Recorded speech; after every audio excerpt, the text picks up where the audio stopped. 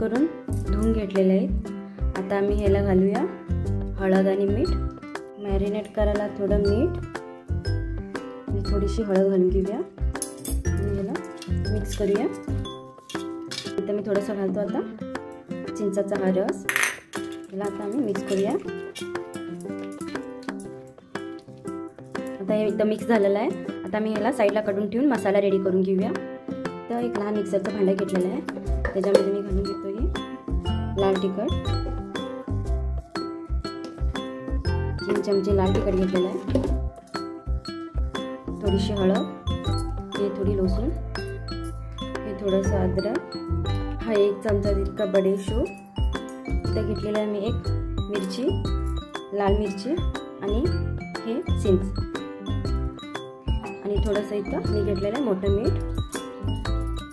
यामध्ये थोडंसं जास्त पण नाही आहे, थोडंसं पाणी घालून ह्याला मी मिक्सर करून घेतो। आता मी मिक्सरला लावून घेतलेलं आहे, असं करून हे मिक्सरला मी पेस्ट करून घेतलेलं आहे। एकदम गंध पण नाही आहे, थोडंसं जाड असं ठेवलेलं आहे। मी घेतलेलं आहे 1 कांदा आणि 2 टमॅटो। आता मी याला कट करून घेऊया। कांदा आणि टमॅटो कट करून घेतलेला आहे मी, त्याला हलकासा मी फ्राय करून घेऊया। तर मी इथे एक तवा ठेवून घेतलेला आहे, त्याच्यावरती घालून घेतो मी थोडं तेल। त्यानंतर मी घालून घेतो ह्याच्यावर हा चिरून घेतलेला कांदा, फ्राय होईपर्यंत मी त्याला आता याला मी थोडंसं फ्राय करून घेऊया।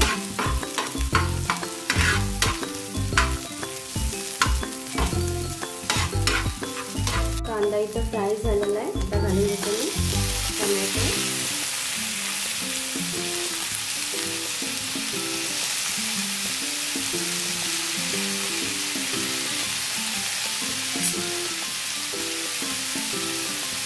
इथं घालून घेतो थोडंसं मीठ आणि याला आता आम्ही मिक्स करून घेऊया।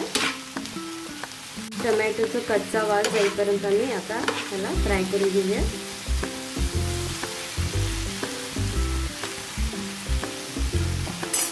त्याच्यानंतर मी इथं घालून घेतो हे कढीपत्ता।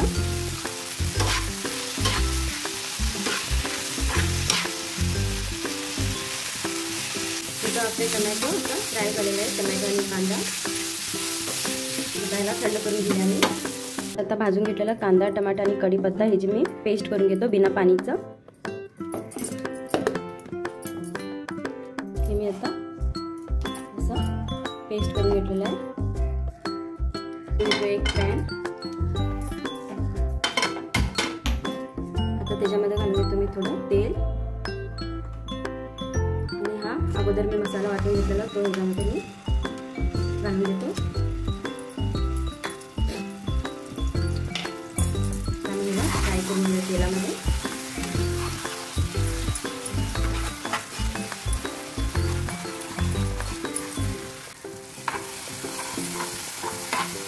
मी इथं घालून घेतो टमॅटो, कांदा आणि ही कढीपत्त्याची प्युरी करून घेतलं होतं ती।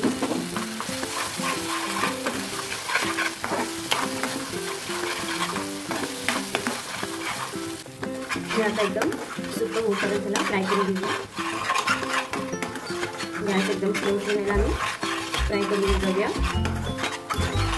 तर आपल्याला मीठ कमी दिसलं तर पण आपण ह्याच्यामध्ये आता घालू शकतो।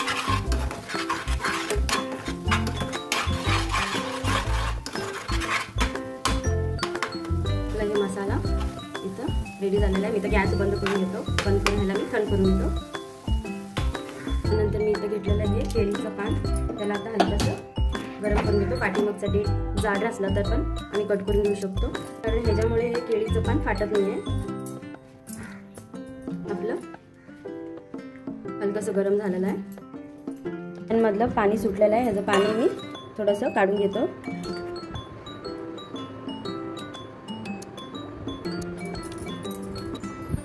साऱ्यांना साईड काढून घेतो। इथं हे मसाला लावलेला आहे आता केळीच्या पानावर। घेऊया मी कारले,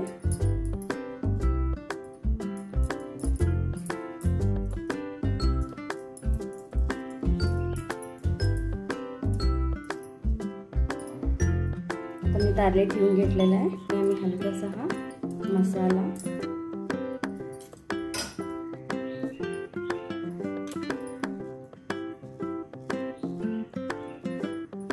लावून घेतलेला आहे। ह्याला आम्ही आता असं करून फोल्ड करून घेऊया।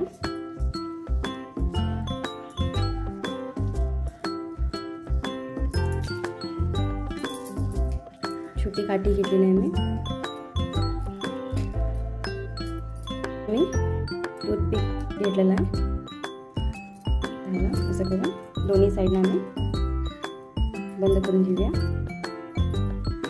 केळीच्या पाठीमागचं ते देठ होतं त्याच्याने मी हे असं करून बांधून घ्यायला।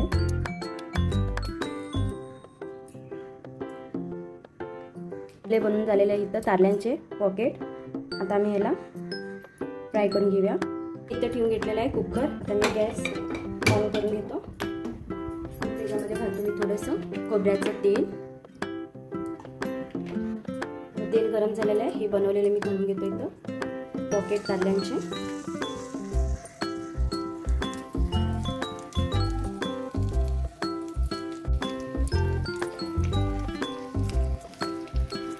ढाकण इथं लावून घेतो।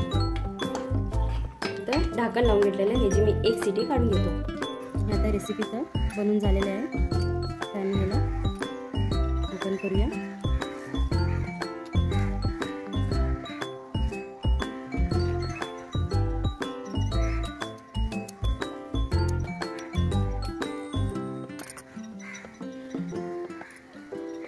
ही केळ्याच्या पानामध्ये बनवलेली मसाले तारलेची रेसिपी आवडली तर प्लीज माझ्या चॅनलला लाईक करा, शेअर करा आणि सबस्क्राईब करा।